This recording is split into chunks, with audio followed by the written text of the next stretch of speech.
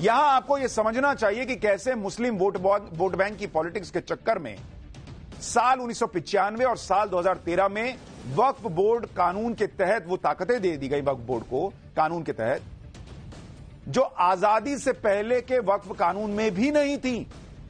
मतलब जो ताकत वक्फ बोर्ड को, वक्फ के कानून को अंग्रेजों ने भी नहीं दी, वो कांग्रेस ने दे दी और ऐसे प्रावधान कर दिए जो इस्लामिक लॉ के भी मुताबिक नहीं थे। जैसे मैं आपको उदाहरण देता हूं, आप सुनेंगे तो शॉक्ड रह जाएंगे कि मुस्लिम वोट बैंक के चक्कर में कांग्रेस ने क्या कर दिया। जो वक्फ प्रॉपर्टी होती है वो दरअसल दो तरह की होती है। वक्फ प्रॉपर्टी, इसके दो प्रकार हैं। पहला, उसको कहते हैं वक्फ अल औलाद। यह पहला तरीका होता है। इसका मतलब क्या है वक्फ अल औलाद का? इसका मतलब जो संपत्ति आपने अर्जित की है, जिसके आपके पास कागजात है, वो आपने धर्म के नाम पर, अल्लाह के नाम पर कर दी, तो उसको वक्फ अल औलाद कहते हैं। एक दूसरी तरीके की वक्फ प्रॉपर्टी भी आई, इसको कहते हैं वक्फ बाय यूजर। और ये वक्फ बाय यूजर जो प्रॉपर्टी है, ये जो तरीका है वक्फ प्रॉपर्टी का, ये 1995 के पहले नहीं था। ये 1995 में अमेंडमेंट करके कौन लेकर आया? नरसिम्हा राव सरकार लेकर आया।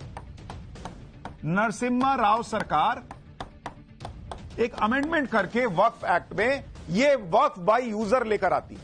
और आपको हैरानी होगी, किसी ज्यादातर बड़े इस्लामिक राष्ट्र में भी वक्फ बाय यूजर का कॉन्सेप्ट नहीं है। वक्फ बाय यूजर क्या है बॉस? वक्फ बाय यूजर का मतलब है कि जिस संपत्ति के वक्फ होने के आपके पास कागजात भी ना हो और आप उसे कहें कि मैं धार्मिक काम के लिए इस्तेमाल करता रहा हूं, तो आप उसे वक्फ कर सकते हैं। मतलब आप उसे अल्लाह के नाम पे कर सकते हैं। आपकी प्रॉपर्टी है भी नहीं, आपके पास कागज है भी नहीं। वक्फ बाय यूजर मतलब जो इस्तेमाल कर रहा है उसने वक्फ कर दिया। मतलब एक तरह से यह सुनकर ऐसा लगता है जैसे कांग्रेस ने खुली छूट दे दी कि भाई जिधर उंगली मन उधर उंगली रखो, वो जमीन तुम्हारी। ये टाइप का हिसाब कर दिया गया 1995 में कांग्रेस की सरकार ने यह अमेंडमेंट लाकर। और अगर ये इतना इस्लामिक है तो बड़े बड़े इस्लामिक राष्ट्रों में वक्फ बाय यूजर होना चाहिए था, वहां क्यों नहीं है? यह हुआ इस देश में सेक्युलरिज्म के नाम पर। किसी और धर्म के पास यह पावर है कि मैं इस्तेमाल करता हूं इसलिए मेरा हो गया और मैं अब इसको ऊपर वाले को दे रहा हूं। आप ये समझिए कि यह प्रावधान कितना ताकतवर है कि राम जन्मभूमि केस और ज्ञानवापी केस में वक्फ बाय यूजर प्रावधान का इस्तेमाल हुआ था। वक्फ बोर्ड के कानून में कैसे कैसे खेल किए गए, इसका एक और उदाहरण आपको बताता हूं, और यह भी कांग्रेस ने किया। दरअसल हर 10 साल में वक्फ की प्रॉपर्टी का सर्वे होता है। एक तो इसका खर्च राज्य सरकार देती है, हम आप टैक्स भरते हैं, और वक्फ की प्रॉपर्टी का सर्वे होता है तो वो हमारे आपके टैक्स के पैसे से राज्य सरकारें भरती हैं। क्यों भाई? खैर, अगर सर्वे में किसी गैर मुस्लिम की प्रॉपर्टी आ जाती है तो वरिष्ठ वकील विष्णु जैन के मुताबिक सुप्रीम कोर्ट के 2010 के जजमेंट में यह कहा गया कि किसी गैर मुस्लिम पर यह सर्वे लागू नहीं होता है। इस आदेश को पलटने के लिए 2013 में मनमोहन सिंह की सरकार वक्फ एक्ट के सेक्शन 6 में बदलाव कर देती है। यह फ्रीडम दे दी जाती है कि अगर किसी गैर मुस्लिम की जमीन वक्फ के सर्वे में आती है तो उसे वक्फ के ट्रिब्यूनल में ही चैलेंज करना पड़ेगा।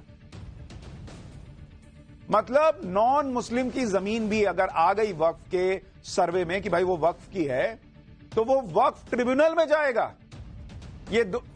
उसको साबित करना पड़ेगा कि ये वक्फ की जमीन नहीं है और वक्फ ट्रिब्यूनल में करना पड़ेगा।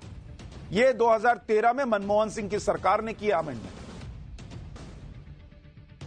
देख रहे हैं आप?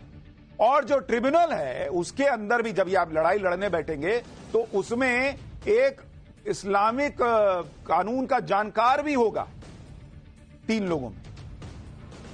आपने कभी ऐसा सुना कि आप किसी मंदिर के लिए या दूसरे धार्मिक स्थलों के लिए अगर आप कोई लड़ाई लड़ रहे हैं तो उसमें हिंदू मामलों का जानकार भी बैठेगा? ऐसी ऐसी अलग से सुविधाएं दी गई और फिर कहा जाता है सेक्युलरिज्म अब खतरे में पड़ा है। वैसे तो इंडी गठबंधन और कांग्रेस के लोग नरेंद्र मोदी के विरोध में हर बार सेक्युलरिज्म की दलील देते हैं, लेकिन जैसे ही सभी धर्मों को समान हक देने की बात आती है तो इंडी गठबंधन को सांप सूंघ जाता है। आप देखिए वक्फ कानून में ऐसे ऐसे प्रावधान हैं जो सीधे सीधे एक तरफा दिखते हैं, जो किसी दूसरे धर्म के मुकाबले बहुत भेदभावपूर्ण है। किसी और धर्म के पास ऐसी शक्तियां ही नहीं है। जैसे संपत्ति को लेकर वक्फ के नियम शुरुआत में केवल मुसलमानों पर लागू होते थे, लेकिन अब ये सभी धर्मों के ऊपर लागू होते हैं, जबकि ऐसे अधिकार किसी भी और धर्म के को नहीं दिए गए।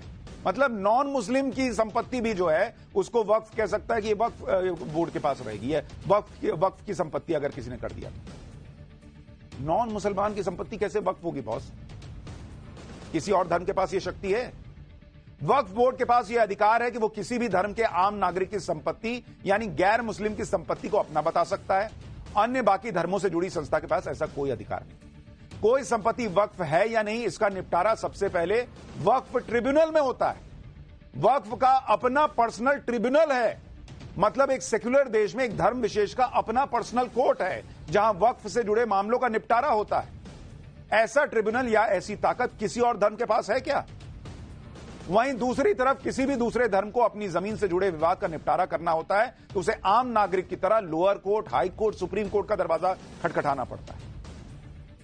अगर किसी को वक्फ बोर्ड के खिलाफ केस करना है तो उसे 2 महीने पहले वक्फ बोर्ड को नोटिस देकर इसकी सूचना देनी होती है। ऐसी पावर सिर्फ सरकारों के पास होती है कि अगर किसी को सरकार के खिलाफ केस करना हो तो उसे सरकार को 2 महीने पहले नोटिस देकर बताना पड़ता है। यह जो पावर सरकार के पास है वो इस देश में पिछली सरकारों ने वक्फ बोर्ड को दे रखी है, लेकिन किसी और धर्म के लिए ऐसा कोई नियम नहीं है। वक्फ बोर्ड के मेंबर और मुतवल्लियों को पब्लिक सर्वेंट का दर्जा मिला हुआ है, जबकि पुरोहित, पुजारी, पादरी, किसी को कोई ऐसा दर्जा मिला है क्या? आपको पता है? अगर भगवान की संपत्ति के कब्जे का कोई केस है तो पुजारी या उसके स्टेक होल्डर को तय समय सीमा में कोर्ट में आना पड़ता है कि इतने दिन में आपने इस पे केस किया तो ठीक है, नहीं तो फिर मामला गया। लेकिन वक्फ के साथ ऐसी कोई बाध्यता नहीं है। कोई भी कभी भी दावा ठोक सकता है कि यह वक्फ की जमीन है।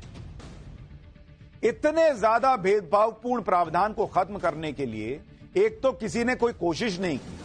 कांग्रेस की सरकार ने भर भर के दे दिया कि लो ये भी तुम ले लो, ये भी तुम ले लो वाला हिसाब कर दिया, बाकी धर्मों को दिया नहीं। सेक्युलरिज्म को आपने नीचे जमीन में धसोड़ दिया और अब कोई नरेंद्र मोदी सरकार उस सेक्युलरिज्म को स्थापित करने जा रही है, वक्फ कानून में बदलाव करने की जा रही है, तो उससे भी इंडी गठबंधन को दिक्कत है।